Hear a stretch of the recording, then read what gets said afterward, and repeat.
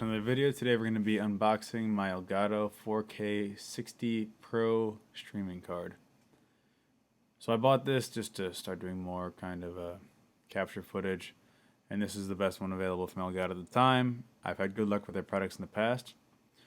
First thing you find is some foam and a little Pcie cover slot for like a micro case. Thought was a sticker. It was actually just a logo in the box for some reason.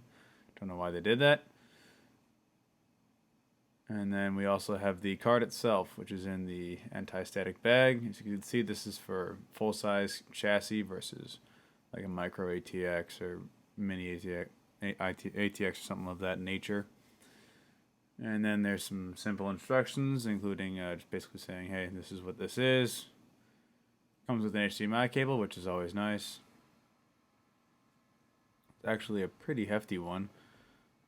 Looking at the card, I do wish they had some sort of other option like USB-C, so you could do USB-C to DisplayPort or something along those lines, because it only offers HDMI and it only does 4K 60, which is still great. Obviously 4K 60 is a lot, but I mean computers right now are pushing up to 4K 120, and that would be nice to have.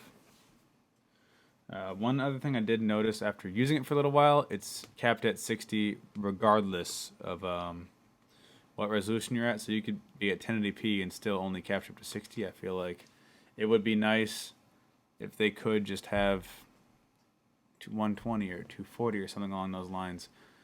People do have monitors that can accept that. Phones are starting to be able to watch 120 hertz content, but it is what it is. It does pass through 240, so if you've got it like daisy chained through to your monitor, it's fine. It's not going to adjust your picture at all. Here's the card. It's very small. And there, we did a couple of tests trying to measure latency, and there really was none. Here's a banana for scale. And as you can see, it's a pretty good size. Now I'm going to go ahead and show you my first attempt at installing it into my computer. So this one is not at all on Elgato. This is totally on me for not actually looking at anything, and I should have known by looking at the card itself. I assumed that it was a PCI 1X slot on the bottom, and as you can see, we have a problem because it is not. It takes a full-size PCIe slot or a 4X slot, but I mean you can't just use the 1X slot like I thought you'd be able to. I'm not sure why, but it is what it is. So I'm gonna have to go through, redo a couple of things to make it so I could actually get that in. One thing I just wanted to point out, you can see in the screenshot there, it was kind of messing with the resolution because I have a 32:9 monitor, so it did not do capturing of that well at all. So if you've got one of those, don't even bother. Just stick with a 16:9 is going to be your best bet. So here's some footage from Forza Horizon 4 at 4K 60. My computer has a 2080 Ti in it, and it's done me very well. So it looks absolutely fantastic. I really can't notice any kind of loss in resolution. It does record HDR as well. And then here's some recording off of my Switch.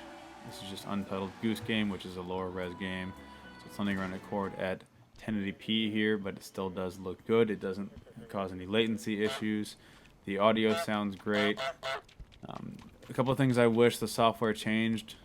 It's not the best. Sometimes it doesn't know that there's a source coming in, and I really wish there was a way to have an overlay of a camera be plugged into your card. Just like an all-around streaming card would be absolutely fantastic, because this is a very pricey product, and I will link it down on Amazon below for how much I paid for it.